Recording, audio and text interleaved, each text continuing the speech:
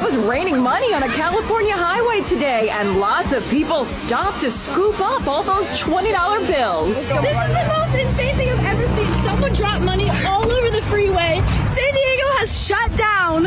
Oh my gosh. Thousands of dollars in cash fell out of a Brinks truck when the rear door suddenly sprang open. Motorists pulled over and jumped for joy as they picked up the money, just like they won the lottery. But not so fast. Cops are warning the money grabbers to turn in the loot. I highly suggest that they come in before we come knocking on their door and just turn the cash in.